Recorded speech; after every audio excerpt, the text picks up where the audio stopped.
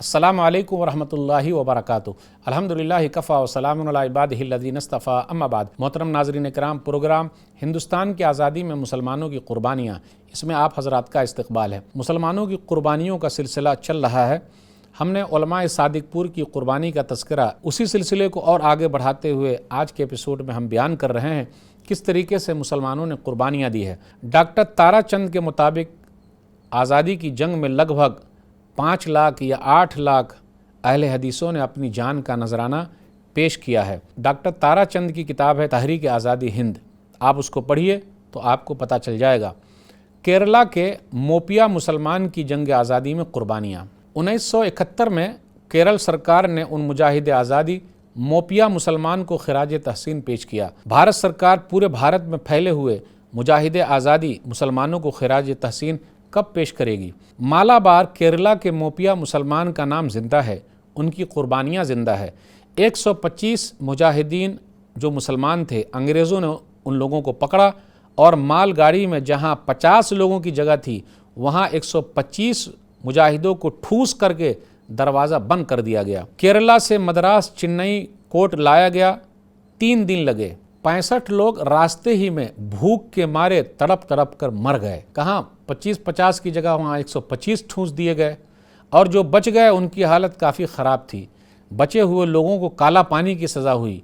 1971 में केरल सरकार ने उनके ख़ानदान के लोगों के लिए पेंशन जारी किया। हिंदुस्तान की आज़ादी में आरएसएस का कोई रोल नहीं है। आरएसएस की बुनियाद कब पड़ी? दिसंबर 1925 में इसकी बुनियाद रखी गई।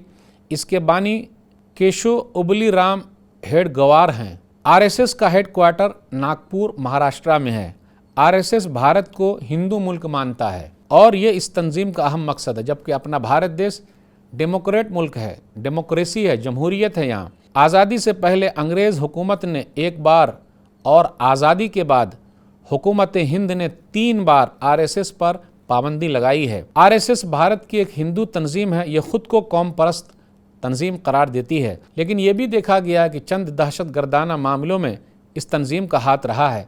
भारत की आज़ादी में सब लोग मिलकर लड़े हैं। जब 27 दिसंबर 1925 को आरएसएस की बुनियाद पड़ी तो उसकी बुनियाद पड़ने के बाद मुत्तहिदा हिंदुस्तान में फ़िरका परस्ती की हवा तेज़ी से चलने लगी। उसके बानी डॉक्टर हेडगवार, डॉक्टर दामोदर सावरकर और डॉक्टर मोंजे के ख्यालात पर उसकी बुनियाद रखी गई। इस तंजीम के क़याम के साथ ही उसके 3 मकासद ज़ाहिर हुए।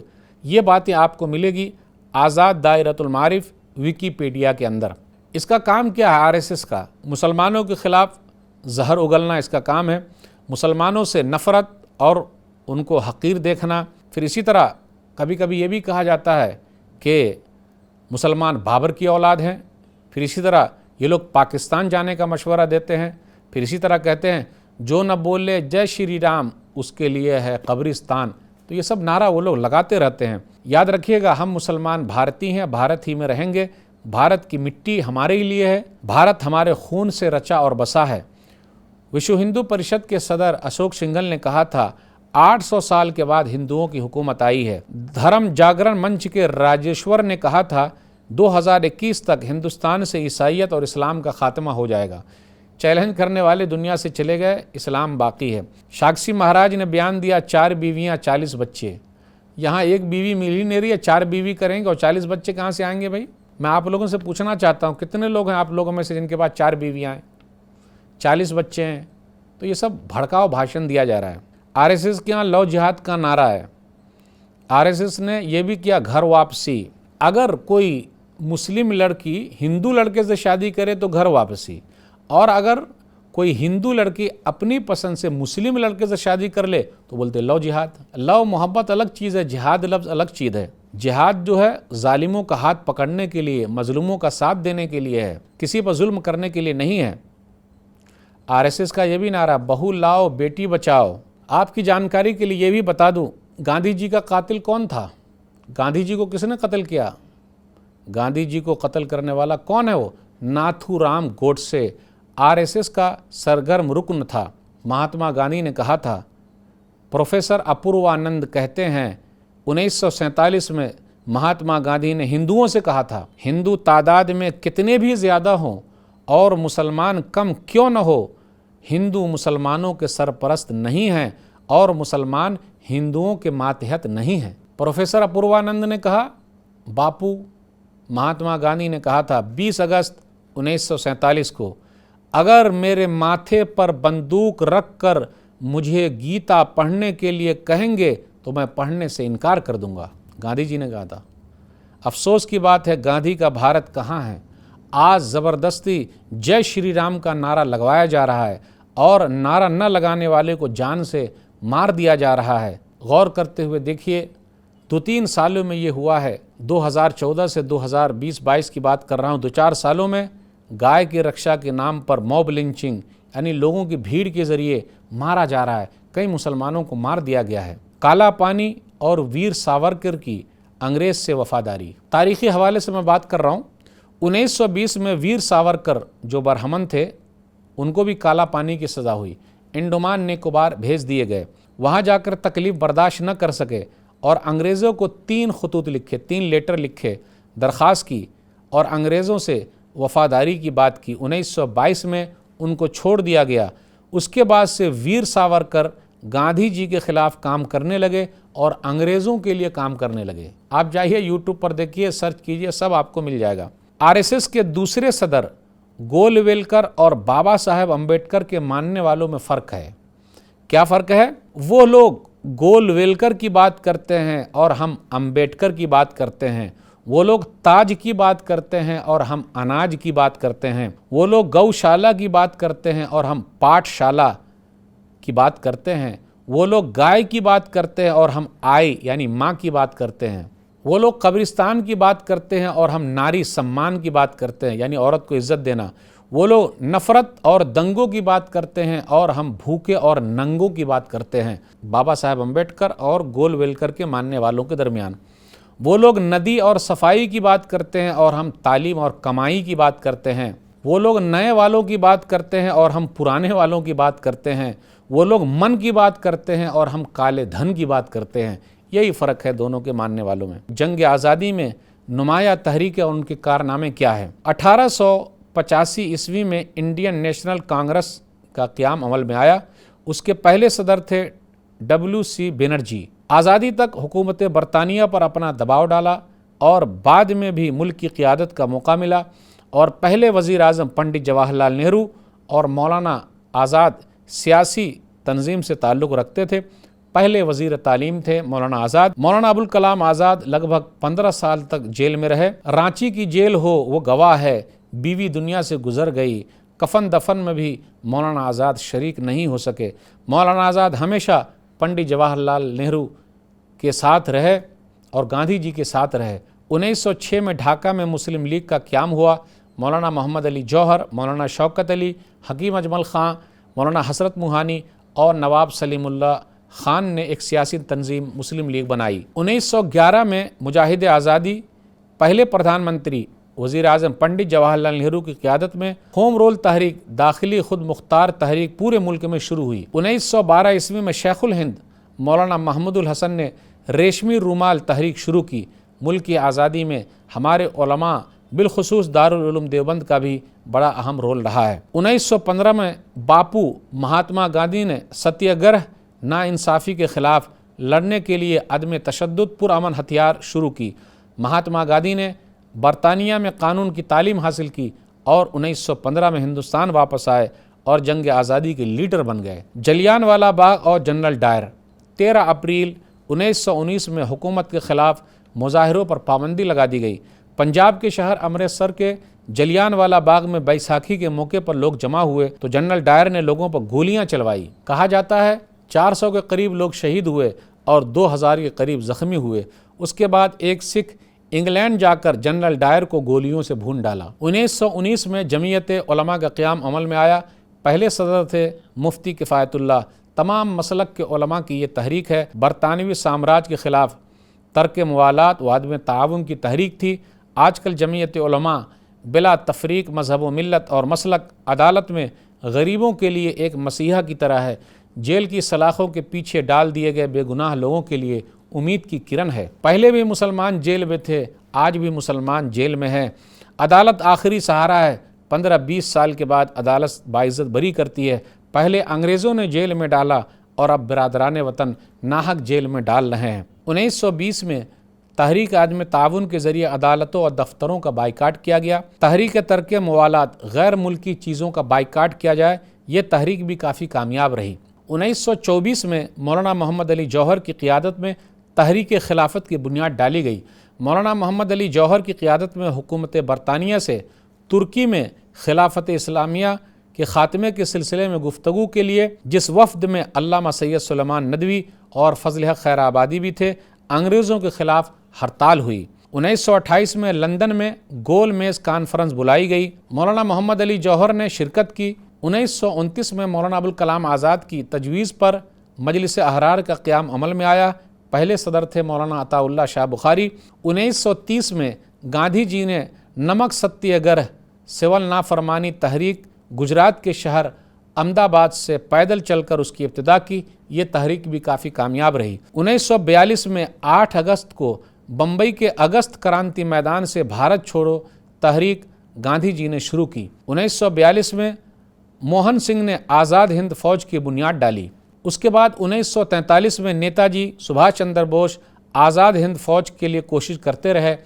आज़ादी के एक अहम हीरो नेताजी सुभाष चंद्र बोस थे। नेताजी ने अंग्रेज़ों को जापान और जर्मनी की मदद से बाहर निकालने के लिए इंडियन आर्मी की बुनियाद डाली, जिसमें हज़ारों इंडियन मुजाहिदीन गिरफ्तार किए गए, मुकदमात में फांसी की सज़ा हुई। उस ज़माने में मौलाना हसरत मोहानी का नारा इनकलाब जिंदाबाद काफ़ी मकबूल हुआ। 14 अगस्त 1947 को पाकिस्तान का क़याम अमल में आया। 1934 में मोहम्मद अली जिन्ना मुस्लिम लीग के सदर बने। 1940 में लाहौर इजलास में मुसलमानों के लिए अलग ममलकत की करारदाद मंजूर हुई, जिसकी पूरे हिंदुस्तान के मुसलमानों की एक बड़ी तादाद मुखालिफ थी। मौलाना अबुल कलाम आज़ाद भी मुखालिफिन में से थे कि पाकिस्तान न बने बल्कि सब साथ में रहे।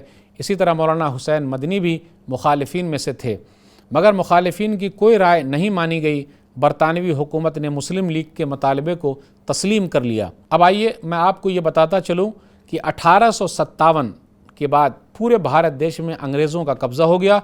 तो 1857 से 1947 तक भारत में कितने गवर्नर या वायसराय हुए हैं? 1857 से 1947 तक 24 गवर्नर जनरल वायसराय हुए हैं। नंबर 1 चार्ल्स किंग, 1 नवंबर 1858 से 21 मार्च 1862 तक। नंबर 2 द एरल ऑफ एलगन, 21 मार्च 1862 से 20 नवंबर 1863 तक। तीसरे हैं सर रॉबर्ट नेपियर, 21 नवंबर 1863 से 2 दिसंबर 1863 तक। नंबर 4 पर हैं सर विलियम डेनसन, 2 दिसंबर 1863 से 12 जनवरी 1864 तक। नंबर 5 पर हैं सर जॉन लॉरेंस, 12 जनवरी 1864 से 12 जनवरी 1869 तक। छठे नंबर पर लॉर्ड मायू रिचर्ड साउथवेल, 12 जनवरी 1869 से 8 फरवरी 1872 तक। यही छठे नंबर पे लॉर्ड मायू हैं। इसी को अंडमान निकोबार में ओहदे पर रहते हुए काला पानी के अंदर एक मुजाहिद आज़ादी शेर अली ने कत्ल कर दिया था। ये पहला और आखिरी था जो ओहदे पर रहते हुए कत्ल किया गया है। तो असली अगर कोई हीरो होता तो शेर अली होता, नंबर 1 मुजाहिद होता, लेकिन भेदभाव की वजह से उनका नाम है ही नहीं, कहीं पर आता ही नहीं, जबकि उसने ओहदे पर रहते हुए छठे वायसराय लॉर्ड मायू को मार डाला था। नंबर 7 पर हैं सर जॉन स्ट्रेचे, 9 फरवरी 1872 से 23 फरवरी 1872 तक। नंबर 8 पर हैं द लॉर्ड नेपियर, 24 फरवरी 1872 से 3 मई 1872 तक। 9वें नंबर पर हैं द लॉर्ड नॉर्थ ब्रॉक, 3 मई 1872 से 12 अप्रैल 1876 तक। 10वें नंबर पर हैं लॉर्ड लेनन या लॉर्ड लिटन, 12 अप्रैल 1876 से 8 जून 1880 तक। 11वें नंबर पर हैं लॉर्ड रिन, 8 जून 1880 से 13 दिसंबर 1884 तक।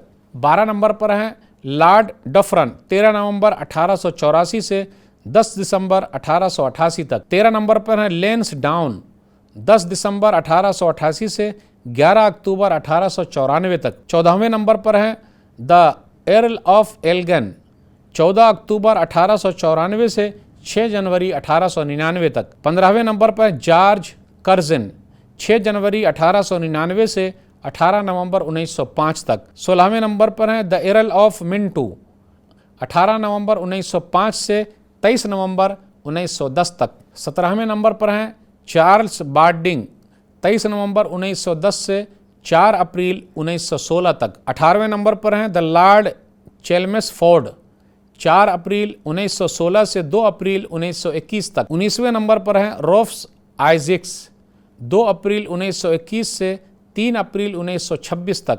20वें नंबर पर हैं लॉर्ड एरवन, 3 अप्रैल 1926 से 18 अप्रैल 1931 तक। 21वें नंबर पर हैं फ्रेमन थॉम्स, 18 अप्रैल 1931 से 18 अप्रैल 1936 तक। 22वें नंबर पर हैं विक्टर बॉब लेथगो, 18 अप्रैल 1936 से 1 अक्टूबर 1943 तक। 23 नंबर पर हैं आर्चीबाल्ड डियोल, 1 अक्टूबर 1943 से 21 फरवरी 1947 तक। और 24वें नंबर पर हैं आखिरी हैं लुइस माउंटबेटन, 21 फरवरी 1947 से 15 अगस्त 1947 तक अंग्रेज़ों की तरफ से, इंग्लैंड की तरफ से भारत के अंदर वायसराय और गवर्नर रहे, जनरल रहे। 1947 से 1950 तक हिंदुस्तान में 2 गवर्नर जनरल भारत हुए हैं। लुइस माउंटबेटन 15 अगस्त 1947 से 21 जून 15 अगस्त 1947 से 21 जून 1948 तक। और नंबर 2 हैं चक्रवर्ती राजगोपाल आचार्य, 21 जून 1948 से 26 जनवरी 1950 तक। अब आइए मैं आपके सामने ये बात रखता हूँ 1947 से 2020 तक हिंदुस्तान के वज़ीर आज़म, प्रधानमंत्री के नाम क्या हैं, वो भी नाम याद रखना ज़रूरी है। आज़ाद दायरतुल मारिफ विकिपीडिया से या आज़ाद भारत के वज़ीर आज़म की मुकम्मल लिस्ट में आपके सामने रख रहा हूँ। नंबर 1 पंडित जवाहरलाल नेहरू, 15 अगस्त 1947 से 27 मई 1964 तक। नंबर 2 गुलजारी लाल नंदा, 27 मई 1964 से 9 जून 1964 तक। लाल बहादुर शास्त्री नंबर 3 पर हैं, 9 जून 1964 से 11 जनवरी 1966 तक। नंबर 4 पर हैं गुलजारी लाल नंदा, दोबारा ये बने हैं, 11 जनवरी 1966 से 24 जनवरी 1966 तक। नंबर 5 पे हैं इंदिरा गांधी, 24 जनवरी 1966 से 24 जनवरी 1977 तक। इंदिरा गांधी ने अपने दौर में इमरजेंसी लगाई। 26 जून 1975 से 21 मार्च 1977 तक लगभग 18 महीने तक इमरजेंसी भारत में लगी रही। बहुत सारे लोगों को जेल में डाल दिया गया। मिथिला यूनिवर्सिटी के स्टूडेंट इस इमरजेंसी के खिलाफ उठे। उस हीरो का नाम था जयप्रकाश नारायण। जयप्रकाश नारायण ने इस मोमेंट को लीड किया और इंदिरा गांधी की हुकूमत गिर गई। नंबर 6 पर है मुरारजी देसाई, 24 जनवरी 1977 से 28 जुलाई 1979 तक। नंबर 7 पर हैं चरण सिंह, 28 जुलाई 1979 से 14 जनवरी 1980 तक। 8वें नंबर पर हैं इंदिरा गांधी, दोबारा 14 जनवरी 1980 से 31 अक्टूबर 1984 तक। और इंदिरा गांधी को किसने कत्ल किया वो सबके सामने है, वो तो हम और आप अच्छे तरीके से जानते हैं। इसी तरह नंबर 9 पर हैं राजीव गांधी, 31 अक्टूबर 1984 से 2 दिसंबर 1989 तक। उनको भी बम से उड़ा दिया गया, ये भी हम लोग जानते हैं। नंबर 10 पर हैं वीपी सिंह, 2 दिसंबर 1989 से 10 नवंबर 1990 तक। 11 नंबर पर हैं चंद्रशेखर, 10 नवंबर 1990 से 21 जून 1991 तक। 12वें नंबर पर है नरसिम्हा राव, 21 जून 1991 से 16 मई 1996 तक। नरसिम्हा राव ही के दौर में 6 दिसंबर 1992 को बाबरी मस्जिद शहीद कर दी गई। 13वें नंबर पर हैं अटल बिहारी वाजपेयी, 16 मई 1996 से 1 जून 1996 तक। फिर इसी तरीके से 14वें नंबर पर हैं HD देवे गौड़ा, 1 जून 1996 से 21 अप्रैल 1997 तक। 15वें नंबर पर हैं इंद्र कुमार गुजराल, 21 अप्रैल 1997 से 19 मार्च 1998 तक। 16वें नंबर पर हैं अटल बिहारी वाजपेयी, दोबारा 19 मार्च 1998 से 22 मई 2004 तक। 17वें नंबर पर है मनमोहन सिंह, 22 मई 2004 से 26 मई 2009 तक। 18वें नंबर पर है मनमोहन सिंह, दोबारा 22 मई 2009 से 26 मई 2014 तक। 19वें नंबर पर है नरेंद्र मोदी, 24 मई 2014 से 2019 तक। और 20वें नंबर पर हैं नरेंद्र मोदी दोबारा 2019 से ताहाल 2021 तक, ये मैं रिकॉर्ड कर रहा हूँ, अभी वो भारत के प्रधानमंत्री हैं। तो लगभग 20 प्रधानमंत्री हुए हैं। मोदी जी ही के दौर में 9 नवंबर 2019 को बाबरी मस्जिद की जगह राम मंदिर को दे दी गई। सुप्रीम कोर्ट के चीफ जस्टिस रंजन गोगोई ने आस्था के नाम पर यह फैसला सुनाया, जबकि कोर्ट में फैसले एविडेंस की बुनियाद पर होता है। सुप्रीम कोर्ट ने माना था कि बाबरी मस्जिद मंदिर तोड़कर नहीं बनाई गई है। सुप्रीम कोर्ट के इस फैसले से भारत का नाम दुनिया में और ज़्यादा बदनाम हो गया। अदलिया पर से भरोसा ज़रा कमज़ोर हो गया। नाज़रीन किराम, इसी सिलसिले को हम और आगे बढ़ाएंगे इंशाअल्लाह। फिर आपसे मुलाकात होगी आइंदा नशिस्त में। आज बस इतना ही। वस्सलामु अलैकुम व रहमतुल्लाहि व बरकातुहू।